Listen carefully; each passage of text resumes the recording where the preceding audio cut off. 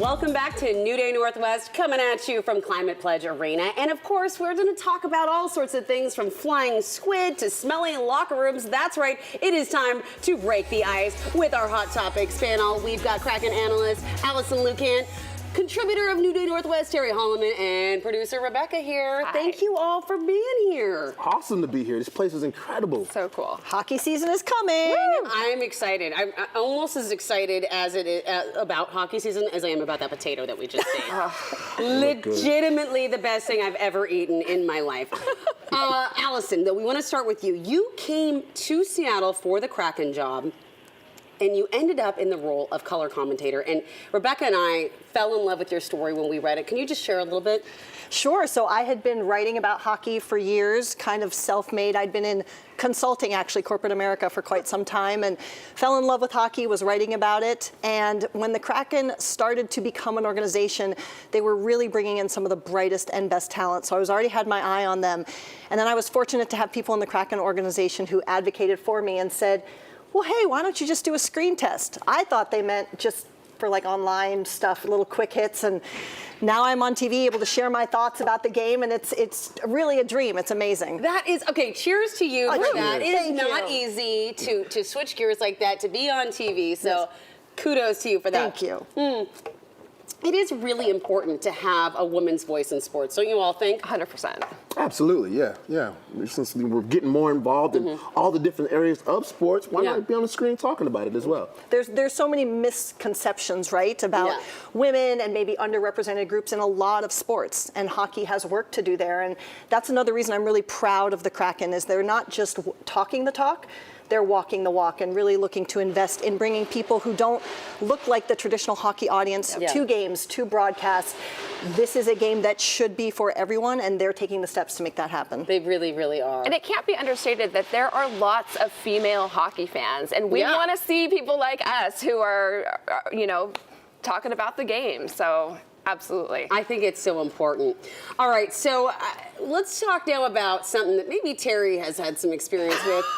The smell of hockey locker rooms. Whoa, wait. Why do I need to talk about stink? Well, I'm just saying, you said you've been in a hockey locker room a time or two. I mean, you are from Canada, right? I lived in Canada for a long time, but I mean, I was 8 years old. It wasn't that much stank going on with 8, 9-year-olds, but Sure. But not my 8, 9-year-old. That's a child. I love you, girl, but no, actually, there was a little bit. I've heard that out of all of the major sports, that hockey locker rooms smell the worst. Really? It's pretty bad, I'm not gonna lie. And my husband and I play, and we have to fight about where we put our gear because you can't even have it in the house. It has to be outside. And I have to shout out equipment managers across the world because they go to great lengths to fan and change the temperature, but it soaks into those pads, and I think you just can't. You just have to throw it out, or like what? How do you clean it? You gotta go through the deep wash, the deep cycle. You go the deep cycle. is it because of the fact that there's water related to it, and so water gets in places and the bacteria grows? It's my scientific explanation. You know, I've tried not good to to me. find out, actually, I get that. but I'm sure that temperature, the density of those pads, and I think that guys, I mean, we know players who have kept certain pieces of gear for way longer than they should have because they're lucky, or what have you. So you kind of got to respect that, unfortunately. Yeah, I think hockey players are among some of the most superstitious athletes that there are, hockey and baseball players.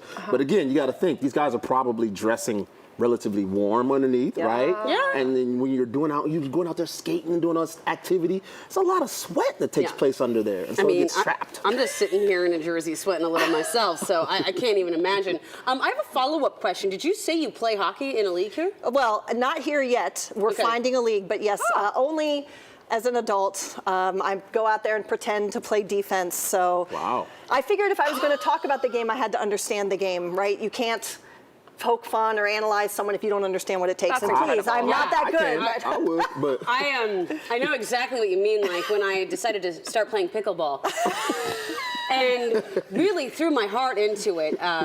It's almost as dangerous as hockey. It is. Nearly. It can be. Nearly as dangerous. Balls flying everywhere. Amity living on the edge with balls flying everywhere. I mean, you do what you gotta do. But I will say, when you mentioned that the players keep things for a while, are there like weird hockey fan traditions or traditions of players? Well, I think it's more of a team thing. Now, there are certain favorite players, right? Like we hear, if you're here at a Kraken game, you'll hear the fans yell out "Gru" for Philip Grubauer, who's the goaltender when he makes a big save. But teams have traditions too. There's, you know, in Detroit, they like to throw a dead octopus onto the ice. Yeah. So, a dead octopus? So it relates back when there were fewer teams, you had to win 8 games to win the Stanley Cup. Okay. And so an octopus, of course, has 8 legs. So they would throw it onto the ice to say, let's go Red Wings. If someone threw an octopus on our ice, that would seem like sacrilege. But it would also seem like Kraken. we're winning. We're going to be in the Stanley Cup, so we have 8 games to win. But actually, now it's 16. 16, yeah. Now it's 16. Okay. So you got to throw 2 octopus. And it seems also Octopi. very much of a waste. Do they pick up the octopus later and cook it? I mean, I feel like that's How do you bring necessary. it? You can't even bring a purse. How do you sneak an octopus into a game? That's a good point. There have been many stories written on this. It's terrifying. Yeah, I don't want to know. I really don't want to know. Oh my gosh. All right, moving on. So we don't scare the kids out there, let's talk about something fun. Bowie the mascot. Let's talk about the rise of Bowie. Love him. We just met him, and he did the tooth thing for us. Although what I didn't realize until we met him is that he has a furry belly. He does have a little pot belly. Cute. It does. I had never seen it before. So when I'll be all honest, Bowie is actually really sneaky and creepy because he snuck up behind me and I didn't even know he was coming. Yeah, he's silent. And he polished my scalp. He's a troll. He's a Like a full-on troll. He lives under a climate pledge. That's right, in the caverns. That's why I'm glad we're saying nice things, because he's in the caverns underneath us right now. Listening. He might come back up if we said something not so nice. I was looking at Bowie and I was thinking maybe he had like a studio apartment up in Capitol Hill. He looks like the kind like with the earring and the whole look. true. He looks like he would be in a grunge band. Maybe. He comes back here. He comes back Never here. know. Now he has played at the Crocodile, rumor has it. I So, you know. bet. All right. Yeah. Well, maybe get to catch a show with Bowie at the Crocodile. Bowie also has a missing tooth, That's right. as he showed Rebecca. Yeah. You know, it happens. Hockey players have missing teeth. I ask, you know, I always wonder, you know, how do they handle that dentally? Like, Dentally.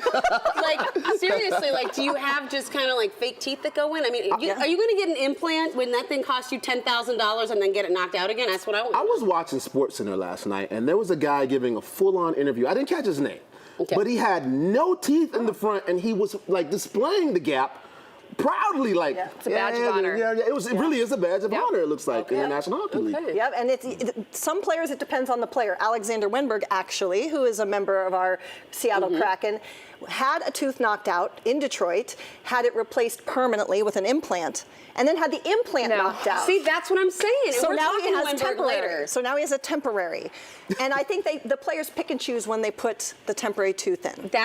As someone who has had quite a few dental problems herself, not because of hockey, it was the pickleball, but because of that, I have made sure that this guy right there, the beautiful $10,000 implant, is protected. Yes. All right, so it's a badge of honor, but let's maybe think about more fiscally responsible ways of replacing it. Seattleites, they apparently, this is a thing, really quickly in the last 30 seconds, I'll have a yes, no from you. Seattleites swear less than any other big city. Well, no. No? Publicly, yes, they swear less. Okay. Privately, I think more. I'm upping the number every day. I am too. Just not on this TV show because the FCC doesn't like that very much. So, all right, well, thank you all so much. We really appreciate you sitting here.